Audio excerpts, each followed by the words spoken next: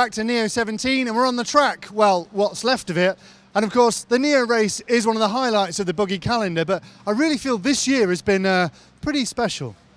Yeah, hopefully all the races think so as well. We had a pretty awesome final, if I say so myself. And yeah, no great dramas or anything, and I think people are really happy. Let's take a look. Size goes, it's one nailed, I think. And across the It's all clear. I kind of expected I was going to do well. Let me love you tonight. 'Cause I'm a real speed racer. Mayfield jumps them both into second place. Gimme loving tonight. Well, she's a real cool sister. She's in the cup.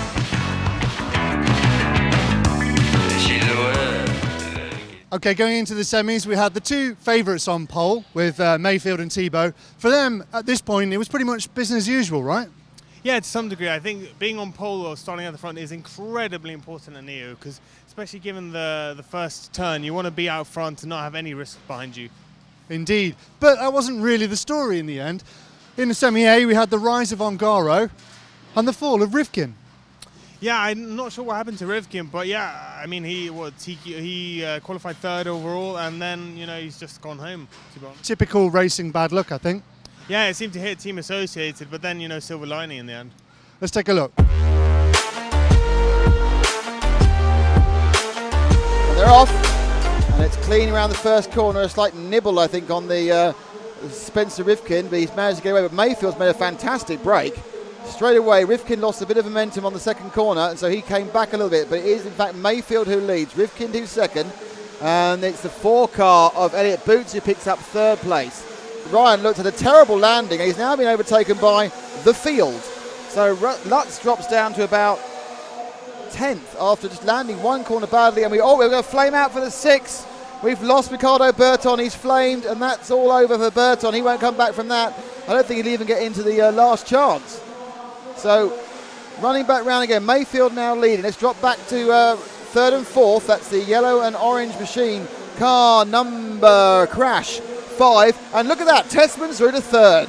13th to third for Tessman, 10th to third in about 3 laps. The car with his boots, he's dragging Ongaro with him, and they're also dragging up to the back of Tessman. And it is getting ridiculously foggy out there. I think Rivkin has flamed out. I think that's Rivkin at the back. Yeah, I think we have definitely lost Spencer Rivkin. He overshot the corner and we lost Rivkin. And there's a lot of waving from the team associated, but Rivkin has flamed out. So that's a very disappointing for the young man who was going so well. Mayfield in the pits. So Mayfield stopped and gone, and he's actually going to be into the lead still. So he didn't even lose the lead whilst fueling, but he did fuel at 9 minutes, so he's going to have to fuel twice. So this is a real position, because I think Tessman's going to go 10 minutes. Mayfield's doing 9 minutes. In fairness, in the main final, 9 or 10 is making a difference in the number of stops you make. But it does in the semi-finals, but obviously he's confident he can do it. So it's first and second are right together, but not, you remember what I'm saying, because Mayfield stopped, Tessman hasn't. Boots is catching up, so the 1, 2, 3 in this semi-final A. And just behind Ongaro, not far behind these two either. So second, third and fourth is close. The 6th and 7th area, which is Ogden and Zanchetin. Oh, and Tessman's gone. He's rolled off, and Boots moving to second. So Tessman makes a mistake, and Boots takes second place.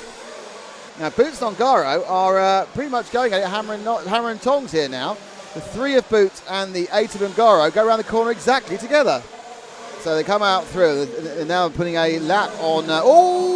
Big problem there. They put a lap on and turned round. It was Cragg who was getting sort of lapped. See what happened again.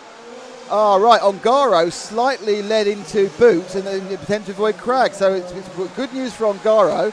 I'm guessing that Tessman got through as well. And with new lap now for the Boots in red. He's our man at the moment. And he just gets around the outside of... Ongaro is now called up. So second and third are together. So in fact, Boots now is in second. The thing is, of course... these problems he's having, whilst he will finish second, doesn't mean he'll start like third on the grid, because it's just on whatever the combined times are. And now Boots is getting close to catching Mayfield up. So Mayfield's had a little bit of struggle, not only to stop, and now first and second are right together.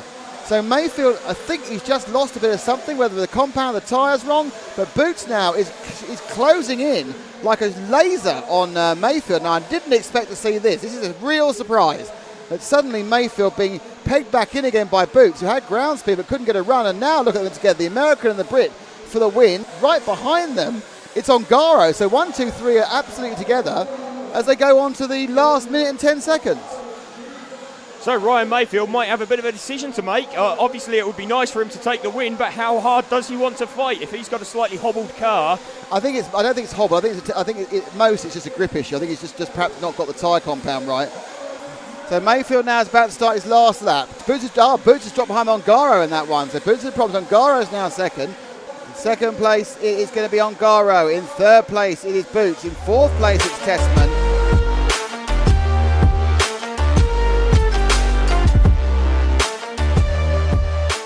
And in the Semi-B, we had Bataille's resurgence and Cavalleri's decline. Yeah, it's funny how things turn out. You know, Cavalieri looked set to, start up front, and then he hit problems. Whilst Bataille, he's had a horrible couple of days in Neo, a lot of bad luck, and then gets it into the main in the end. No car 10. Who's not starting? Car 10 is your Neumann. Neumann's not starting. Well, that's no, he is starting now. He's starting late. So Neumann starts late from the pit lane. Which means he gets a view of the carnage behind him. So with the leaders streaking up and over, and it is Thibaut who's out in the lead from Cavalieri, from Ronefalk. They've gone off in order, and it is Marco Barofalo again, also in fourth. So 1, 2, 3, 4. Under the crossover and down sponsor alley. Oh, amazing! He just lost the lead because Cavalieri jumped over him. Cavalieri did the quad, he did the triple, and he's lost the lead. So Timo Cavalieri putting a bit of a show at the moment. This first couple of minutes. Cavalieri leads him. What's happening is that Ronefalk's being dropped. He's back there with Barofalo and Savoia and Bataille. So Battle's come up from 12 to 6, and he's actually in a bump up spot. So that track time this morning really helping Robert. We're still with our leader Cavalieri. He's dropped back 1 to Thibaut, who's now upside down against the tyre, and that's going to put him right in the clutches of Ronefalk. So the battle is now on for second place between Ronefalk and Thibaut as they go around the top corner. Jared Thibaut leads this from Ryan Cavalieri. It's Robert Bataille running second actually now from 12th on the grid. So what's happened to Cavalieri? He's dropping down the field. He's dropped down to 5th. But you're right, with Cavalieri's dropped out of the race. So off camera, we've lost Cavalieri, whose event goes from bad to worse. As does Associated, they've lost Rivkind and Cavalieri. So Ronefalk now has found, what problem Ronefalk was, he was upset we weren't covering him. So he's deliberately going slowly to get our attention, so we then put him on camera again. So Thibaut, with 17 seconds to go, has got this one nailed. It's just what his actual end time will be. Battle has done a brilliant job in the quarter in the semi-final into second. Ronefalk needs to go in and have a good old think of what the heck's going on before the final.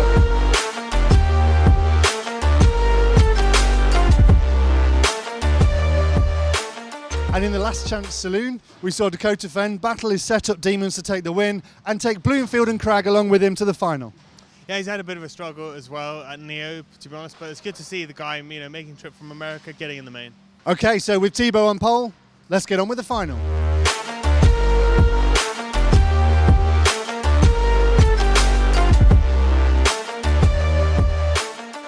It's quiet for the last time, 45 minutes, and they're away, and it's a clean start so far. They pile in the first corner, and actually it's a very clean, bobbled straight out there.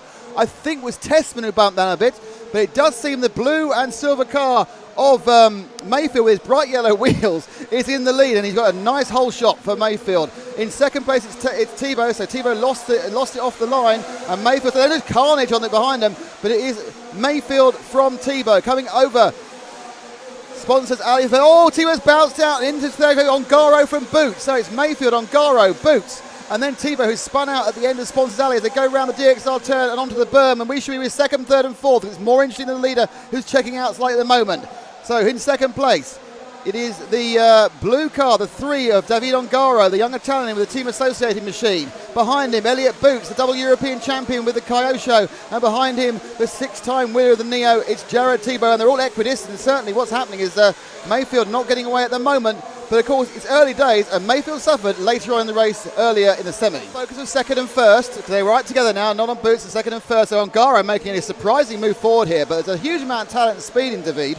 He just needs to get it settled down for 45 minutes. So Mayfield not able to check out as we go round the and down the saw, not straight and under the crossover. But suddenly Mayfield not having its own way in the first few minutes. And Ongaro now challenging the American. And up the inside, Ongaro superb. Oh, he's fenced Mayfield! And they go forward again. And it's also taken out Tebow. So Ongaro drifted out. It's now Ongaro and Boots quickly hit one again before anything else happens. Ongaro comes the outside, just drives him out, almost Schumacher to Barrichello in Hungary. But that is I'm sure Mayfield will remember that later. But the lead now, it's 2 Europeans. That's a surprise in itself. And it's Ongaro from Boots as they come now to start a new lap, which will be Ongaro on the straight, the orange car. Ryan Mayfield recovers to third position. Is he on it? So it is Mayfield from Tebow in third and fourth. We are running with Ongaro, our leader. Elliot Boots just behind him. No, Elliot Boots has a small error. He's dropped way back behind. So with Boots now, with the red car of Boots. But at the front now, Boots looking to try and gain on Ongaro. The Italian showed there that he's taking no prisoners. And we're interesting Tebow now in his stride, and I would say beginning to catch both of them up. Ongaro, there's Boots in the camera. You can see Ongaro just coming out of it as they go down and over the jump for the second time. But I'd say that Tebow is beginning to bridge that gap. Now Boots actually seems to have lost a little bit of time in that when he catches him up. Ongaro leaps over the... Oh, it's an accident in the worst place of all there, going into the... That's Ronefalk. Ronefalk's about to get lapped. Ronefalk's nowhere in this. Fenn's about to get lapped now. The lapping is starting. Ongaro is about to go into traffic after 6.5 minutes. It's a very short lap here. I don't know what's happened here, but somewhere, somehow, this is the whole world's gone upside down, and David Ongaro has come out of this like an absolute superstar. He hasn't shown this form, especially at any point this weekend. Yeah, he's been quick, he's been fast. I mean, he normally does qualifiers near the top, but he's just come out of here like a man possessed as he laps Tessman already. So Tessman is already a lap down, and we are not even at the first fuel stop. It's an endurance race, it's not a sprint. Oh, he's gone, he's rolled, and he's lost the lead. No, he hasn't, just managed to hold on to it. They're right together again. So it's first and second and right together, and Ongaro got away with the light roll. He's actually Tessman unlapped himself coming through there. Boots now through the first turn and in through the digs. Oh, he just touched him, no! And now he has a chance to pick up again, but now Ongaro settles it down. And fuel for Ongaro. Fuel for Ongaro at 9 minutes. It still means he can stop 4 times, but we'll stay with it with Boots. Boots always been very, very quick here. Never quite had the luck. Are we going to see that change? He's been always at the pointy end. He's always been floating around the area of the top 5 the last few years. And he has, he's leading this final. And at this moment in time, he's looking like he's in good shape. And now he goes into fuel, so we'll take the fuel stop for fuel. And there's lots of people stopping, but some of them are a lap down. There goes Boots back out again. Oh, he's been stymied by the Ronefalk being thrown on top of him. Now, has he kept the lead? It's hard to tell. We'll have to let it settle down. We'll hold the replay. We've got the replay there. Let's see how it settles out. We find out where Ongaro is and where everyone else is on the track. Now, Tebow should realistically... Oh, and he's lost a bit of... He's all brain upset there, and Tebow is behind him as well. Now, where is Ongaro? There's Tessman, and Ongaro's got the lead again. So Ongaro crosses the line now. Boots now. Ronefalk a lap down now. Tebow on the same lap now. So let's see what happened there on that release. Ronefalk was dropped on top of Boots, and then he got stuck. So, I mean, Ronefalk is a lap down. He should not have been doing that, but I suppose it's hard to a race not to do it. So Boots in second. Ongaro has a small lead after that. Tebow's got in front of Boots, so Boots must have, off camera, had a bit of an issue somewhere. I didn't spot exactly what happened, but I did see Jared Tebow running in front of him. So we're with our leader. You need to drop back to the next silver and blue car. Oh, they're down together. So together, stay with our leader, because right behind him is Tebow. So Boots and Tebow going to take his main straight. Can he get the no? Boots just eases him back in again. But Tebow, the master of the Neo, who looked out early on, is now back on and going, and he's right behind Ongaro, and that's going to be a huge pressure for the Italian as they climb up and over and out of the bomb hole, and they're right together. Now, interestingly, Battle's kind of getting involved, even though he's a lap down, because they're checking each other up, and Battle's been trying not to have anything to do with it in the red car right behind them. Next car they're going to come to. Oh, and up the inside goes Tebow and takes the lead. Oh, no, sorry, he went down the outside and didn't get the lead, and the lead stays with Ongaro. And now the cars are nailed together, and you would think if he could get... he had to run up short. He didn't get the launch and ran up short when you thought finally he was close enough. That's Tebow to get past Ongaro, but he just came up short on that one because he didn't get the run because he was in a different position. He was so close to Ongaro. He's not, to get that quad on the the sponsors alley. Everything has to be perfect, and he's now coming up and down, but the cars are very, very close, and they're about to, I think, take a lap out of Bloomfield. All right, now, they're both in together. Oh, and Tebo's made a bit of a mistake coming in. He's going to drop back. So David Ongaro just under Harry now round the berm. He is now up onto the tabletop. He's heading down to the crossover, drops into the bomb hole, pops out over the washboard section. He's round the X-ray turn. And that's worked out really well for him because he's managed to get a 4-second lead off of Tebo, and he both knows that Tebo's worth at Boots, though, has managed to squish it down to just a couple of seconds. We're not even halfway yet, and the news is no one's checked out, and Mayfield's 13 seconds off the lead. That was Tebo upside down. Oh dear, oh dear. Tebo's lost big time now. Now, has Boots got past him? He has. So Boots moved into second. Let's see that one again, because I missed it as I was trying to go. What happened to Tebo there? Launched up just too flat, slapped it. Oh, that's unlucky. It's an unlucky landing. Wheel dug. And whilst he was there, Ronald Furkan lapped himself. And my guess is that Boots got past him, did he? Yep, Boots moved into second. The shortlist. Oh, that beautiful run there. Nearly got up the inside of Boots. This is the battle of the second. Boots and Tebo. Kyosho and Kyosho. Reds versus Maxman. He just hopped over him. That was brilliant. Just hopped over him. Now, I am being told that actually Ongaro may have lost some of his wing. Now, whether that's an optical illusion, I'm not sure. But he may have lost. He's a clear wing. It's hard to see. I'm going to watch the car as it goes underneath it. You can see on the picture. But Ongaro is actually racing this with half a wing. Yep, he's lost. The right-hand element of his wing has gone. He's got 2/3 of a wing. Let me get a real close-up shot of Ongaro. But he has lost that right-hand side third of his wing. So it's not slowing him down. He's managed to control the car. Obviously, this aero is all rubbish. So his chance has some fuel. Only 2 more stops he'll need to make. It's one of the worrying things. Can it go wrong? No, all sensible. You can see that half wing missing. And Ongaro carries on going. Just keeping an eye on the lap times towards the front here. David Ongaro last time only losing 1.5 tenths to Jared Tebo. So Tebo cannot really do anything about this lead that Ongaro has, which is absolutely massive. It's about half a lap. David Ongaro is in the pits. So just get him refueled, fuel gun into the tank, boom, off we go. Out of the pit lane. And that will be his final stop. Now it's 1 and 4 right together on the main straight. So Tebo and Boots putting on a show now for second and third towards the end of the race. Boots looking to move forward. We've still got 5 minutes to go. And, Boots trying to hunt down Jared Tebo. Will we see a European 1-2 at Neo? That would be a mark. No Europeans ever won this event. And they go 1-2 and they come, oh yeah, and Boots gets round him. Great move. We'll just let this one settle out because it may get reversed because we've had the 3 against 1. No, Tebo's never a problem. Let's do that one again then. So Boots picks up second with the kind of, oh yeah. Basically, Tebo is out of control. My guess is Tebo's running out of grip now. He's now only got 1/3 of a wing. So both sides of the wing are gone. He's only got the centre section left. So basically, I hope his car isn't underweight at the end. So Ongaro is driving with 1/3 of a wing. The 2 edges have both fallen off. The car immediately ahead of our leader is 6-time champion Jared Tebo. He is going to be within half a lap of putting a lap on the man who was the favourite. Ongaro from nowhere has perfected his car. He's adjusted the balance throughout the race by knocking bits off his wing, which is a novel way of doing things. But with 1/3 of a wing, he's driving the car on a gnarly track that's falling apart and doing laps of around 28. And now he starts his last lap. The last lap for Ongaro, something none of us thought we'd see. A win for a European was surprising enough. A win for, oh, I'm there. Camera jumped him through again. So Ongaro now has half a lap to go.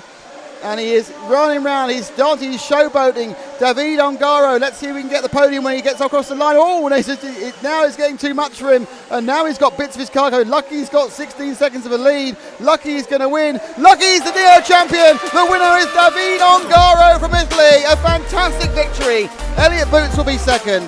Jared Tebo will be third. Mayfield fourth. Lutz is fifth. Neumann is sixth. Tessin is seventh. Wow, what do you think?